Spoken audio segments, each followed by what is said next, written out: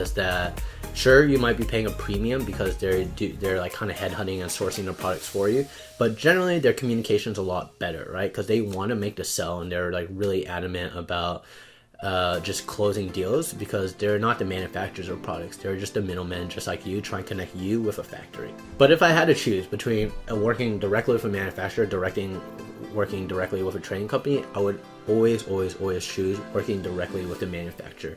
It's just better at the end of the day. The less people that are in between that touch the product, right? That means you're always going to make more money. Okay, and then once we're on like this page too, you kind of just want to look at the pictures of the product, make sure like the quality kind of looks good to you, and you can notice different things. And as you scroll down, you'll just see like what materials they're made of. I know it says iron, but I'm not sure how iron works, but with steel, there's different grades of steel. So you have to keep that in mind. If like you want this kind of steel, or like you want like a kitchen grade steel, or it's like industrial straight steel. But different materials have different levels of quality, even like plastic, right? There's like PVC, ABS, and different ones like that. So make sure you ask the supplier like, hey, what kind of raw materials is this product made with? Another good tip is like, when you're asking what material it is, they'll tell you, right? But eventually, a lot of you guys are going to deal with this. Your supplier is going to be like, the material costs have gone up. And if you don't know what materials it is, you can't really double check them or cross check them. Because sometimes they're like, oh no, the cost of paper has gone up, the cost of steel has gone up, the cost of plastic has gone up, has gone up. And if you don't know what that raw material is, then you won't be able to double check them. That's a very common tactic that suppliers will use to like try not to give you a price break, or like ask you to pay more. Sometimes it's true though. Most of the time it's true, but that's just like a common tactic that most people don't know how to double check in a way. So keep that in mind. So as you scroll through it, just make sure you kind of look at the different products they carry. Maybe there's like a different line you want to carry, right? And then it's nice to see like pictures of like their factory, their workshop, their warehouse, their team, the different products, packing and delivery.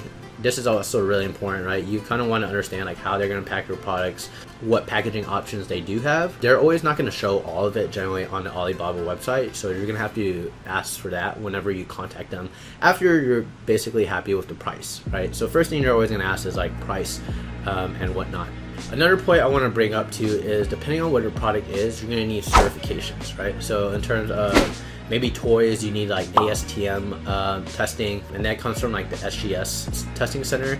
And then with like any health related products, consumables, things like that, you're gonna need FDA approval, especially if it's related to, if you're like making any scientific claims or anything like that, or health claims, you definitely need FDA approval. So be careful on that. So like blood pressure monitors, things like that, medical equipment, like all require like FDA approval. So make sure you have your certifications in place. Make sure you ask the factory like, hey, what kind of certifications do you guys have? And it's always nice knowing that if they do have certification, because it just makes it that much easier because they already paid for it. Generally split the cost with your manufacturer of getting the item certified. And you can be like, hey, if I'm paying half for this, I want this to be an exclusive certification for just my line of products. You can't use this with your other clients or anything like that. Okay, so keep that in mind, because some suppliers will do that. Once they get to certification, they'll share it with all their other clients too, but they know they can like offset the cost on you. And then for me, right, when I'm contacting these manufacturers, I generally do not like talking to them on Alibaba. I'll send them a message with my Skype info. I'll have a template that you guys can use in the comments below, but essentially I don't like communicating through Alibaba. It's just like not really like easy and intuitive to navigate. So just generally use Skype, and that's the best way to like continue the relationship going forward. So in terms of how many suppliers to contact, right, I highly recommend contacting at least 3, right? At least 3 related to the product that you want, right? The benefits of that is you're gonna get different prices. We're gonna get different ideas on like how they manufacture it and the quality of it, right? So one supplier, like especially if like you notice one price is like $1, another guy's charging $2, like that's a huge gap, right? So you need to understand like, and ask them like, hey, like why is your product $1 but like some of the other suppliers are selling it for like $2? Like what's different between your product and their product? And then ask all of them that, right? And they're gonna kind of like talk shit about each other because they want your business, right? And they'll tell you like, oh, this guy doesn't have, you know, the certifications, or this guy's material isn't as good, right? Or this guy's material, like when it's hot outside, it's like starts to melt or something. So things like that you really want to ask your supplier. And then other places to source from, right?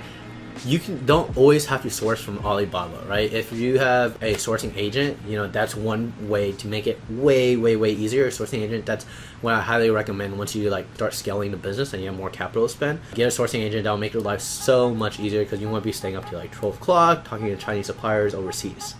And also, I've talked about like sites like JD.com and 1688. They're all in Chinese, but go watch my product research series videos, and I talk about like how to source from there, right? You can use Google Translate, or you can use our sourcing agent to like really help you source on those websites.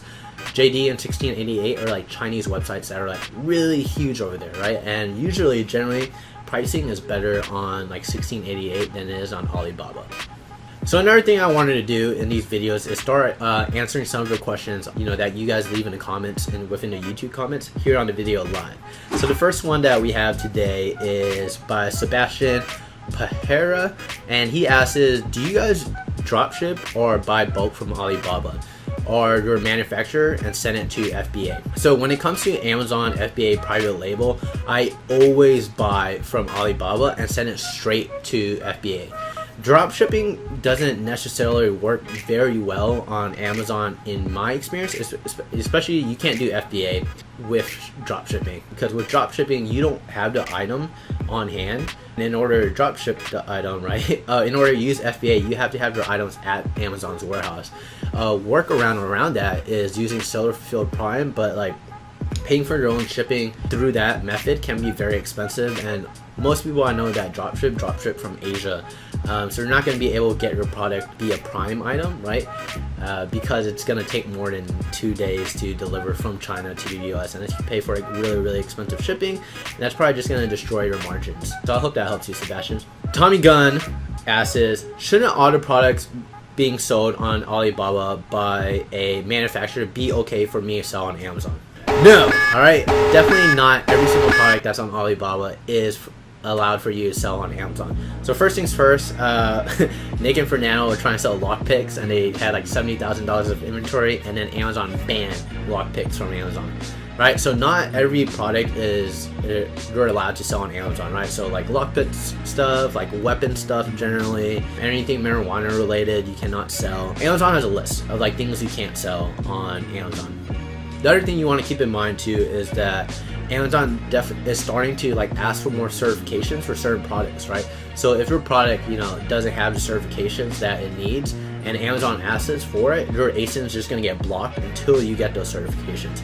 And so that's why it's really important to like make sure your manufacturer has those certifications. So when Amazon asks, right, or when a customer like complains about something, or you get sued and you don't have these certifications, then you're going to get screwed, essentially.